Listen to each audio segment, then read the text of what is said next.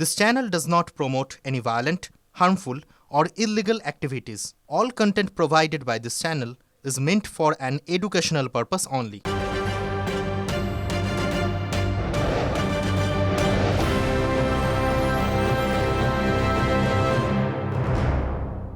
মুর্শিদাবাদ জেলায় যেভাবে ধারাবাহিক একের পর এক হিংসার ঘটনা ঘটছে তা নিয়ে কিন্তু উদ্বেগে রাজ্যের আদালত।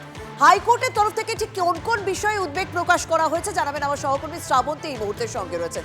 শ্রাবন্তী, বারবার মুর্শিদাবাদে কেন এই প্রশ্ন তুলছে কলকাতা হাইকোর্ট। প্রধান বিচারপতির বক্তব্য যে রিপিটেডলি একই জায়গায় কেন এই ঘটনা ঘটছে সেটা উদ্বেগের কারণ আদালতের কাছে। একসঙ্গে সাধারণ মানুষের জীবন এবং সম্পত্তি, সরকারি সম্পত্তি, সেটা ৯/৬-এর অভিযোগ আসছে, এগুলোও উদ্বেগজনক, এমনটাই তিনি তার রায়ে পর্যবেক্ষণ করেছেন। মুর্শিদাবাদে ইতিমধ্যেই কেন্দ্রীয় বাহিনী রয়েছে, যেটা গত বছর এপ্রিল মাসে যে ঘটনা ঘটেছিল তারপরে থেকে মোতায়েন ছিল। সেই কেন্দ্রীয় বাহিনীকে যখন প্রয়োজন হবে তখন ব্যবহার করবে রাজ্য। মামলাকারী শুভেন্দু অধিকারীর বক্তব্য ছিল এনআইএ তদন্ত হোক, কারণ মুর্শিদাবাদে বারবার এই ঘটনা, কোথাও গিয়ে কোনো বিদেশি রাষ্ট্র তাদের কি মদত রয়েছে, আলাদা করে টাকা আসছে কি বাইরে থেকে, এইটা তদন্ত করার দরকার রয়েছে, যার জন্য এনআইএ গুরুত্বপূর্ণ। এনআইএ তদন্ত হবে কিনা কেন্দ্র শেষ ব্যাপারে সিদ্ধান্ত নিতে পারে, পর্যবেক্ষণ প্রধান বিচারপতি। ধন্যবাদ শ্রাবন্তী। সিএ হোক বা এসআইআর বা মাঝে মাঝে আমরা দেখি দুই গোষ্ঠীর সংঘর্ষে বারেবারেই উত্তপ্ত হয়ে ওঠে মুর্শিদাবাদের বিভিন্ন এলাকা, সেই নিয়েই এবার উদ্বেগ প্রকাশ করা হয়েছে। বেলডাঙ্গায় পরিকল্পিত অশান্তি অভিযোগ করেছেন শুভেন্দু অধিকারী। হাইকোর্টের নির্দেশকে হাতিয়ার করে তৃণমূলকে চড়া সুরে আক্রমণ তার। কি বলেছেন শুভেন্দু, শুনবো। গ্রেটার বাংলাদেশ তৈরি করার ষড়যন্ত্র, এটা আন্তর্জাতিক ষড়যন্ত্র। তাই অবিলম্বে প্যারামিলিটারি ফোর্স নামানো শুধু নয়, এনআইএর মাধ্যমে এদেরকে গ্রেপ্তার করতে হবে। এবং আজকে কোর্ট অন্তর্বর্তী অর্ডারে বলেছে ভারত সরকার, স্বরাষ্ট্র দপ্তর যদি মনে করেন এই মামলা, যে মামলাতে ৩৫ জন অ্যারেস্ট হয়েছে, এরা কয়েকদিন অ্যারেস্ট হয়ে থাকবে, এদের কোনো ক্ষতি নেই। এদের নেতা, এখন এদের নেতা হয়েছে হুমায়ুন কবির, ধরা পড়েছে আসাউদ্দিন ওয়াইসি, মমতা ব্যানার্জির হাতের বাইরে চলে গেছে। আর ওর পুলিশ তো এদের দেখলে কিছু করবে না, নয় টেবিলের নিচে ঢুকবে, মানে শাটার নামিয়ে ঢুকে পড়বে। এরা এদের প্রত্যেকের বাড়িতে রেশন পৌঁছে দিচ্ছে, এই জঙ্গিদের বিরুদ্ধে বাড়িতে, বলছে আমরা কয়েকদিন পরে জামিন করিয়ে নেব। এই সরকারটা ওদের সরকার, ওরা সব জায়গায় বলে। তাই এনআইএ হওয়া উচিত এবং অবিলম্বে প্যারামিলিটারি ফোর্স নামানো উচিত।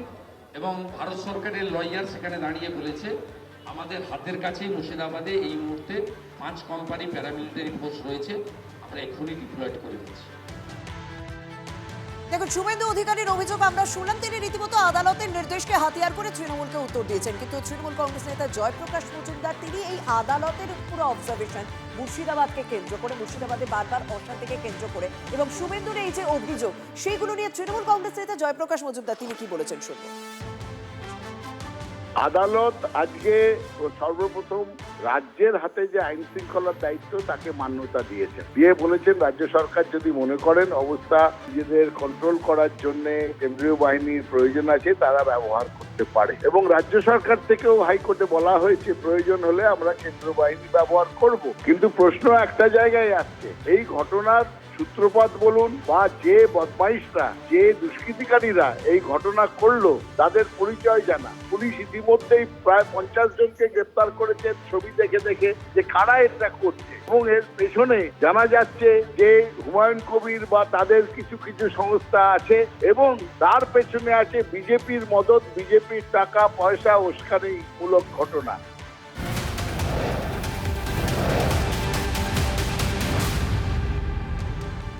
আর ভোট এলেই দেখবেন প্রতিশ্রুতির বন্যা বয়, যেমন সিমলাপালে ভোট আসে ভোট যায়, কিন্তু প্রতিশ্রুতি যেটা দেওয়া হয় শিলাবতী নদীর উপর একটা পাকা সেতু, সেই পাকা সেতু কিন্তু তৈরি হয় না। বাঁকুড়ার তালডাংরায় তৃণমূল বিধায়ক উন্নয়নের পাঁচালি শোনাতে যেতেই বঞ্চনার পাঁচালি শোনালেন গ্রামের মানুষ। উন্নয়নের পাঁচালি শোনাতে গিয়ে বারবার বিক্ষোভের মুখে পড়তে হয়েছে এই তৃণমূল বিধায়ককে।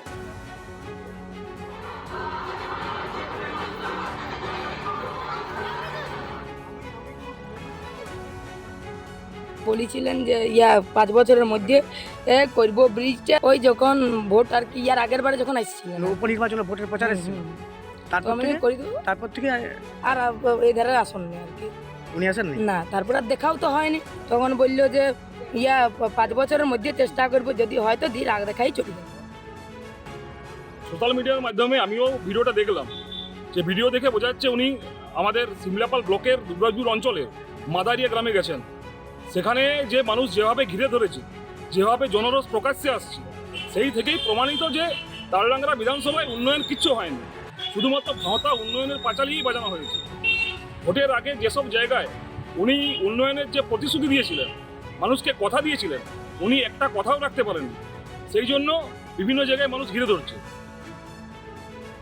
ওখানে একটা দীর্ঘদিনের সমস্যা আছে, যে সমস্যাটা হচ্ছে ওখানকার শিলাবতী নদীর একটা কজয়ের দাবি আছে। ইরিগেশন ডিপার্টমেন্ট থেকে অলরেডি সার্ভেও করিয়েছি, ডিপার্টমেন্টাল প্রসেসের মধ্যে আছে ওটা। ইতিমধ্যে গ্রামবাসীর দাবি যে টেম্পোরারি একটা যাতায়াতের যদি ব্যবস্থা করে দেওয়া হয়। আমার কাছে এই মুহূর্তে ফান্ডের একটা সমস্যা আছে, আশা করছি কিছুদিনের মধ্যে ফান্ড আমার হাতে এলে আমি টেম্পোরারি যে ব্যবস্থাপনা সেটা করতে পারব। এলাকার মানুষ সন্তুষ্ট আছে, কে বা কারা এ নিয়ে ভাইরাল করার চেষ্টা করছেন। ওই গ্রামে আমি একাধিকবার যাই, ওটা আমার নিজের বাড়ির পার্শ্ববর্তী গ্রাম, 2 কিলোমিটার 2.5 কিলোমিটার রাস্তা। তাদের সঙ্গে আমার জনসংযোগ যথেষ্ট ভালো, তারা আমার উপর ভরসা রাখেন, বিশ্বাস রাখেন। কলকাতা পুরসভার সামনে আইসিডিএস কর্মীদের যে বিক্ষোভ, সে বিক্ষোভে রীতিমতো ধুন্ধুমার পরিস্থিতি তৈরি হয়েছিল। তারা বলছেন যে স্টোরের সেন্টারের নামে মোবাইলে সিম দিতে হবে এবং কর্মীদের ভাতা বৃদ্ধি করতে হবে, এরকম একাধিক দাবি নিয়ে তারা আজ রাজপথে নেমেছিলেন। সুবোধ মল্লিক স্কোয়ার থেকে মিছিল করে রাজভবনের দিকে যাওয়ার সময় কলকাতা পুরসভার সামনে আটকায় পুলিশকে লক্ষ্য করে ধিক্কার স্লোগান হচ্ছে। ধস্তাধস্তির মাঝে আহত এক আইসিডিএস কর্মী।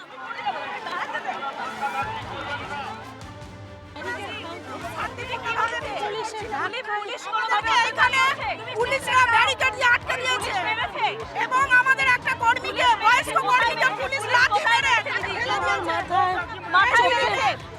মাথায় মেরেছে, চোখের উপরে মেরেছে। কেন পুলিশ মারলো? পুলিশ মারলো কেন? ব্যারিকেড দিয়ে গুঁতো দিয়েছে, জানি না, আমি দেখতে পাইনি, আমি চোখে দেখতে পাইনি, মাথা ঘুরে গেল, মাথা ঘুরে গিয়ে আমি। আপনারা তো আপনাদের দাবি নিয়েছিলেন, তাহলে পুলিশ কেন গায়ে হাত তুলবে? পুলিশ আমাদের বারবার আটকে দেয়, আমি কথা বলতে পারছি। রাস্তা তৈরিতে গড়িমসির অভিযোগ, আর এই কারণে গলসি 1 নম্বর ব্লকে রীতিমতো বিক্ষোভ দেখানো হলো। ভাষাপুর জিটি রোড থেকে সীমাসীমি পর্যন্ত প্রায় 14 কিলোমিটার দীর্ঘ এই রাস্তার বেহাল দশা। পিচের আস্তরণ উঠে বেরিয়ে এসেছে স্টোন চিপ। 9 মাস আগে প্রধানমন্ত্রী গ্রাম সড়ক যোজনায় রাস্তার কাজ শুরু হয়েছিল, এখনো সিকিভাগ কাজ শেষ হয়নি। প্রবল দুর্ভোগে নিত্যযাত্রীরা। খারাপ হয়ে গেছে, ফুটে গেছে, বহুদিন ধরে ফুটে পড়ে আছে রাস্তা। ঠিকাদার কাজ তাড়াতাড়ি করছে না, তড়িঘড়ি কাজ করছে না, তার মধ্যে সমস্যা হচ্ছে। রাস্তা যাতায়াতে অসুবিধা, বাস বন্ধ হচ্ছে, স্কুলের ছেলে মেয়েদের যাতায়াতেরও অসুবিধা। 2 বছর হচ্ছে রাস্তাটা কোনো কাজ হচ্ছে না, একদিন আসছে 3 দিন আসছে না, কাজের কোনো চাহিদা নাই। হচ্ছে হবে, করব। দীর্ঘদিন থেকে এই যে ছাল চামড়া উঠে গেছে, মানুষের যাতায়াত প্রসূতি থেকে আরম্ভ করে সাধারণ স্কুলের ছাত্রছাত্রী, বাস, টোটো যাগুলো রয়েছে, মানুষের দুর্গতির শেষ নেই, কাজের কোনো গতি নেই। দীর্ঘদিন থেকে দেখছি আজ হবে, 2 দিন 5 দিন কাজ করছে, তারপর আবার দেখছি না টোটাল 2 মাস আগে বন্ধ। শুল্কের পাল্টা চমকে ডলার ধাক্কা ভারতে। ব্রিক্সের ভিতরে নিজেদের মুদ্রায় বাণিজ্যের প্রস্তাব দেওয়া হয়। আগেই প্রস্তাব দিয়েছিল রাশিয়া, চীন, ব্রাজিল, এবার সেই প্রস্তাবে চূড়ান্ত সম্মতি দিল ভারত। ব্রিক্সের দেশগুলির সঙ্গে নতুন মুদ্রা ব্যবস্থায় বাণিজ্য ভারতের। ব্রিক্সের গুরুত্বপূর্ণ অংশীদার ব্রাজিল, রাশিয়া, চীন, দক্ষিণ আফ্রিকা, 4 দেশের সঙ্গে বিপুল অঙ্কের বাণিজ্য হয় ভারতের। ব্রিক্স বাণিজ্য ডলার ছাড়া হলে বড় ধাক্কা খাবে আমেরিকা। ট্রাম্পকে পাল্টা ধাক্কা দিতে এবার কার্যত ডলারেকে ঘাড় ধাক্কা ভারতে।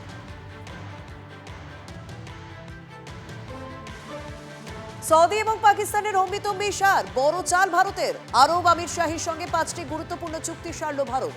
পশ্চিম এশিয়ায় উত্তেজনার মধ্যেই ভারতে ইউএই প্রেসিডেন্ট। পাকিস্তান আমেরিকার রক্তচাপ বাড়িয়ে প্রতিরক্ষা পরমাণু চুক্তি সই। ইউএইর সঙ্গে বাণিজ্য $200 মিলিয়ন নিয়ে যাওয়ার সিদ্ধান্ত। আমির শাহীর এডিএনওসি সংস্থার সঙ্গে 10 বছরের গ্যাস চুক্তি সই হয়েছে।